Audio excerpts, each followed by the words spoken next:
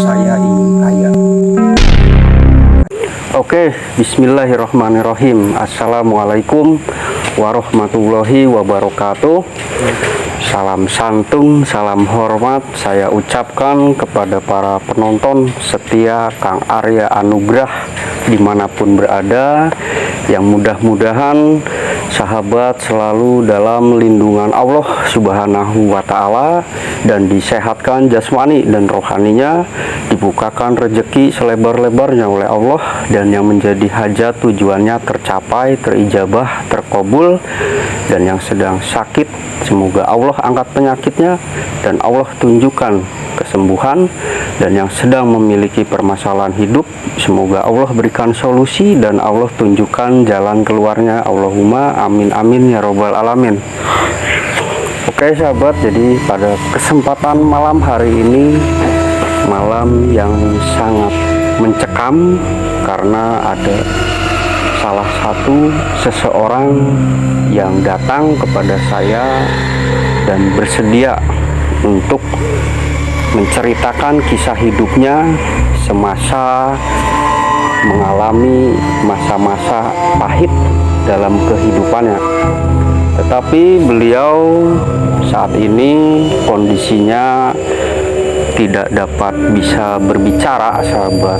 Jadi tadi sebelum melakukan pengambilan video, beliau sudah bercerita panjang lebar dengan saya menggunakan bahasa tubuhnya yang saya artikan sedemikian rupa dan menarik kesimpulan bahwa cerita yang dialami oleh beliau benar-benar 99% sama dengan apa yang diperagakan oleh bentuk tubuh dan saya baca seperti itu.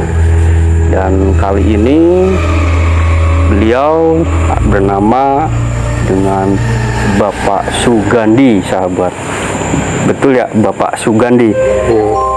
Nah, jadi Bapak Sugandi ini berasal dari salah satu daerah yang tidak bisa disebutkan namanya karena demi menjaga privasi dan juga menjaga dari hal-hal yang tidak diinginkan. Jadi pada dasarnya sahabat, pada awalnya ketika di tahun 2000 Bapak Sugandi mengalami kebangkrutan sahabat. Jadi kebangkrutannya itu membuat Bapak Sugandi dilecehkan, disepelekan oleh keluarga, teman, bahkan istrinya sahabat. Dan juga Bapak Sugandi merasa sudah putus asa dan hampir-hampir akan melakukan tindakan bunuh diri ya Pak. Jadi Bapak Sugandi sudah akan melakukan bunuh diri dengan cara menerjunkan dirinya dari bangunan yang tinggi sahabat. Dan kisah ini adalah kisah nyata yang diceritakan langsung oleh narasumber melalui saya sahabat. Bagaimana ceritanya, ikuti terus cerita kali ini yang mudah-mudahan sahabat di malam yang mencekam ini bisa terhibur, bisa menjadikan suatu motivasi untuk kita semua agar kita lebih baik lagi sahabat. Oke, kita mulai. Jadi pada awalnya Bapak Sugandi adalah seorang pengusaha sukses di bidang kuliner. Tetapi seiring berjalannya waktu, Bapak Sugandi mengalami kebangkrutan yang mengakibatkan seluruh harta kekayaannya itu habis, tak tersisa tersisa dan juga tidak ada yang bisa dipertahankan lagi, sahabat. Dan Bapak Sugandi dengan kondisi yang seperti itu membuat dirinya terpukul dan juga disepelekan oleh keluarga, teman, dan bahkan istri, seperti itu ya. Dan bahkan istrinya, sahabat. Nah, yang membuat hati Bapak Sugandi merasa sedih, pahit, dan juga perih, yang mengakibatkan Bapak Sugandi berpikiran untuk mencari jalan pintas untuk mencari kekayaan agar bisa menjadi jaya dari sebelumnya, sahabat. Dan akhirnya beliau dengan cara mencari tahu kepada rekan, teman, dan juga sahabatnya untuk mencari tempat di mana jalan pintas untuk mendapatkan kekayaan didapatkan, sahabat. Dan akhirnya pada salah satu rekan Bapak Sugandi, bisa kita sebut Mr. X mungkin ya, Pak Sugandi ya, memberitahukan kepada Bapak Sugandi bahwasannya di salah satu tempat ada suatu pegunungan yang bisa membawa Bapak Sugandi untuk mencari jalan pintas kekayaan, seperti itu, sahabat. Dan akhirnya dengan berpikiran yang sangat pendek, Bapak Sugandi tidak menyia-nyiakan waktu dan langsung meminta kepada temannya Mr. X untuk mengantar Bapak Sugandi ke tempat lokasi pegunungan tersebut, sahabat. Akhirnya dengan seiringnya berjalan waktu, Bapak Sugandi pergi bersama Mr. X. Sesampainya di lokasi, Pak Sugandi dikenalkan oleh Mr. X kepada juru kunci, sahabat. Juru kunci di suatu pegunungan, seperti itu ya, Pak.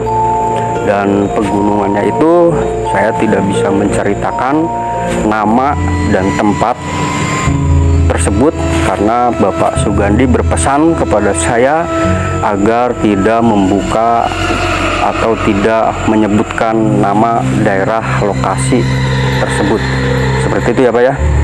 Dan cerita berlanjut dengan Bapak Sugandi berkonsultasi dengan juru kunci tersebut, bahwa Pak Sugandi menceritakan dari awal sampai dengan akhir, yang kemudian si juru kunci melontarkan suatu pertanyaan kepada Bapak Sugandi, bahwasannya yaitu apakah Pak Sugandi sudah benar-benar bulat untuk mengambil jalan pintas ini. Dan Pak Sugandi pun hanya menganggukkan kepala saja, sahabat, bertanda bahwa Pak Sugandi menyetujui dan siap menerima segala resikonya yang akan terjadi, sahabat.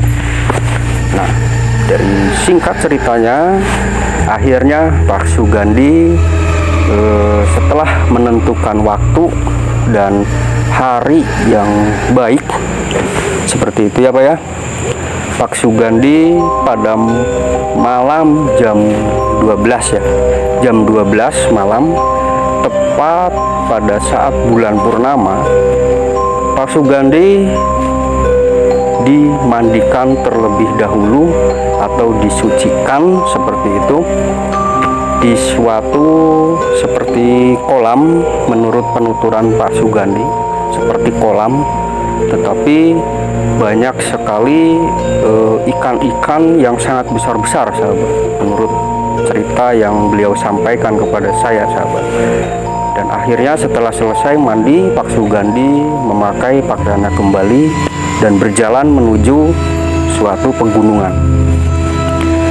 Di perjalanan, Pak Sugandi diperlihatkan makhluk-makhluk gaib yang sangat menyeramkan dan juga sangat membuat bulu kuduk merinding ya Pak Sugandi ya, karena bisa dilihat sahabat, kalau di suatu pegunungan itu pasti makhluk goibnya itu sangat ganas dan juga besar-besar ya Pak ya.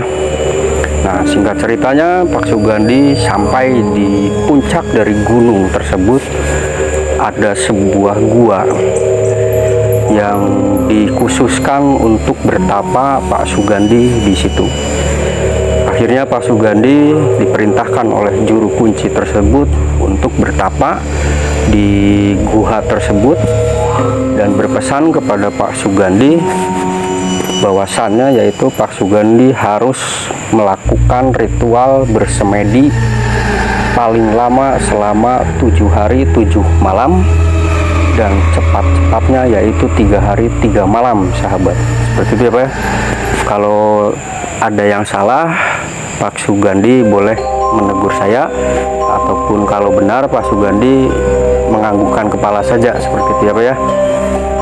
Akhirnya sahabat, Pak Sugandi langsung melakukan ritual tersebut dengan cara yang pertama diawali dengan membakar suatu kemenyan ya, kemenyan yang sudah diberikan oleh si juru kunci tersebut.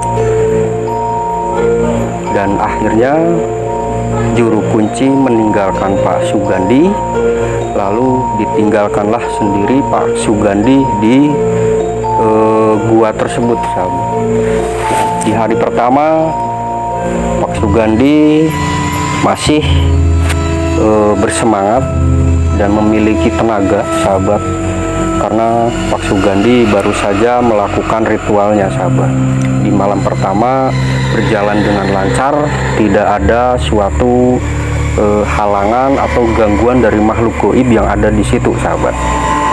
Dan masuk ke malam kedua, Pak Sugandi tepat kira-kira menurut penuturan beliau di jam 12 malam Pak Sugandi melihat sesosok tinggi besar yang memiliki taring yang sangat panjang dan juga perut yang sangat besar, seperti itu ya Pak.